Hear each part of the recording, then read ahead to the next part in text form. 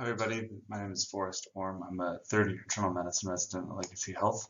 I'm giving a presentation on awake proning with high flow nasal cannula and COVID ARDS. So I'll just start with a case from our hospital from last March when COVID first started. He was a 56-year-old Hispanic male, medical history of type 2 diabetes, A1C of 6.8, hypertension, admitted for acute hypoxic respiratory failure. COVID PCR came back positive, started on a moderate flow nasal cannula, progressed to high flow. Eventually, given remaining saturations less than about 90%, the decision was made to intubate. 17 days later, he's extubated, had a complicated ICU course, and was eventually discharged to SNF.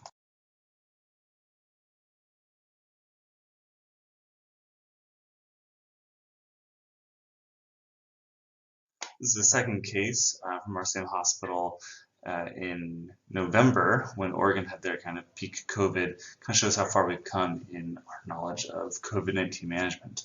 This patient was a 67-year-old black man with a medical history of hypertension, preserved ejection heart failure, type 2 diabetes, and osteoarthritis. Came in with acute hypoxic respiratory failure. His COVID-19 PCR was positive, started on 4 liters of mod flow, progressed to a high flow nasal cannula.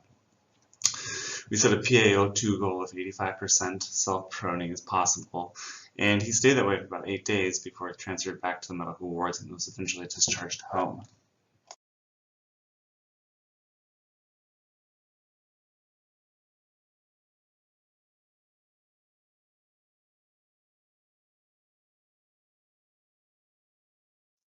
So I just kind of wanted to talk about the last two cases. I think the big difference is when we first started dealing with COVID was that we ended up intubating people earlier than I think we maybe should have, and we didn't utilize self-proning or high flow nasal cannula to the same degree as we are doing now.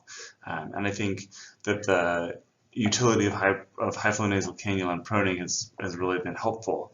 The concept of proning wasn't really introduced until the 1970s, initially as a way to improve oxygenation. Physiologically, proning patients reduces their transpulmonary pressure, decreases the shunt fraction, and allows for improved alveolar recruitment without any changes in hemodynamic status. Early studies demonstrate improvement in oxygenation, but no real benefit in mortality. These studies tended to be underpowered, and it wasn't until the 2013 PROCEVA trial, which effectively demonstrated a mortality benefit in ARDS, and it's now fairly commonplace in all ARDS management. And I think we're seeing now more and more that it can be done while the patient is awake, not just intubated, sedated, and potentially paralyzed. Discussing too about COVID-19 pneumonia and ARDS, there's a lot of discussion about whether or not COVID-19 is similar or different to typical ARDS, and really there's a dearth of data on COVID-19. However, there are some things that we know, which is that COVID-19 patients tend to be somewhat atypical for ARDS. There are a number of great review articles on this topic. We don't have time to get into all of the subtle differences. But the graphic here on the right was compiled by Dr. Stephen Archer et al. For Circulation in July 2020 and compares traditional ARDS with COVID-19 and high-altitude pulmonary edema. And then it shows that COVID-19 patients tend to be profoundly hypoxemic without a similar degree of dyspnea. And this is that quote-unquote happy hypoxic, the patient with a terrible chest CT and PaO2 chatting on their cell phone. They tend to have relatively preserved lung compliance, and when ventilated, they tend to have a large intrapulmonary shunt. Not that these subtle differences should negate traditional ARDS management, but they may inform some of the subtle nuances which are anecdotally clinically relevant.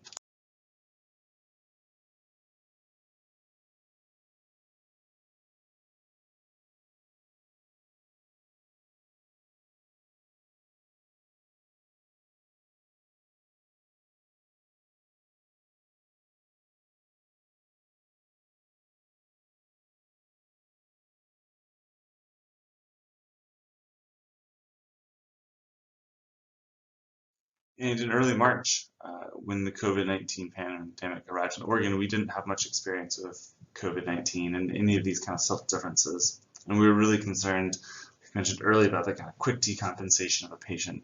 And we intubated patients once they were working hard and had a PaO2 of less than 90%. I think we were probably wrong to do so. This multicenter study from 2020 from Lee et al. Shows that early intubation leads to lower survival rates compared with those patients not intubated. Only about 30% of the patients who were intubated early were alive at 80 days, compared to roughly 50% of patients surviving if intubated late. So the question becomes, what is the data around avoiding early intubation or not even intubating patients?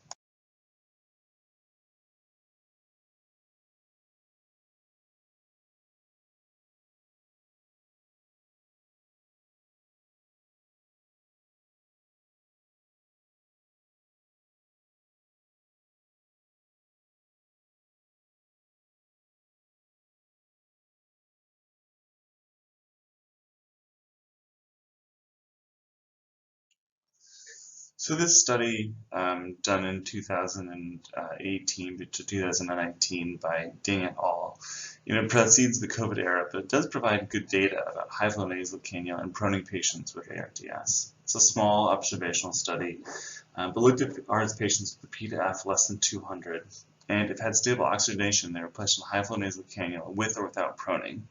Other patients were given non-invasive ventilation, and the primary endpoint was avoidance of intubation, and the secondary endpoint was P/F ratio.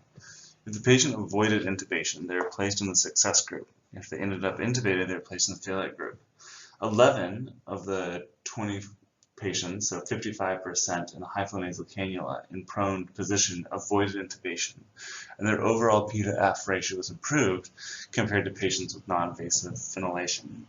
And what this study tells me is that there's at least some evidence for using prone positioning and high flow nasal cannula to avoid some of the more deleterious effects of intubation.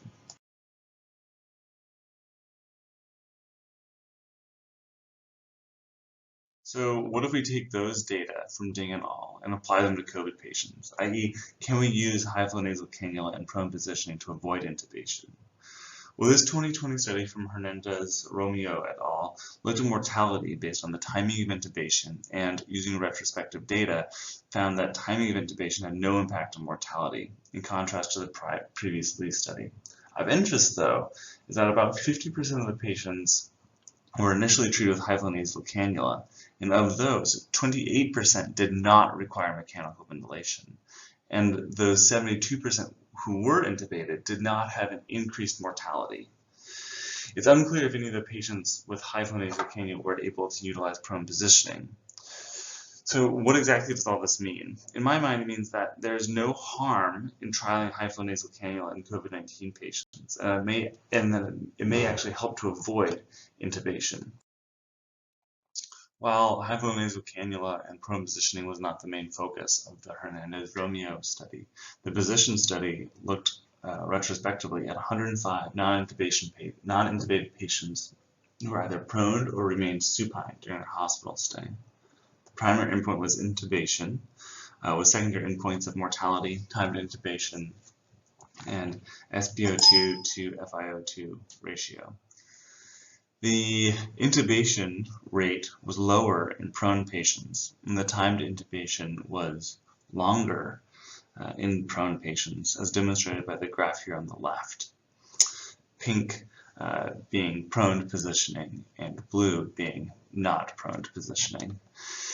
And then on the right here, looking at the probability of discharge, and you can see that prone positioning did have an impact on the probability of discharge, which was higher in prone patients versus non-prone patients.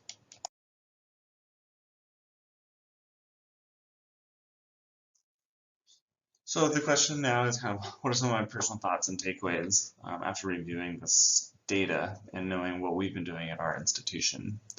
I think that awake proning and high flow nasal cannula can delay or avoid intubation in these patients. I think obviously intubate patients if they need to be intubated. I think refractory hypoxia with SpO2 less than 85%, increased work of breathing with respiratory rate consistently in the 30s and appearing to tire. Prior to intubation, placing central lines for arterial pressure monitoring. Important really to connect with family prior to intubating the patients, as this really may be the last time for them to tell their families members that they love them. Be skeptical be flexible. Data changes fast, and we need to be up to date while remaining skeptical of different studies that are being published.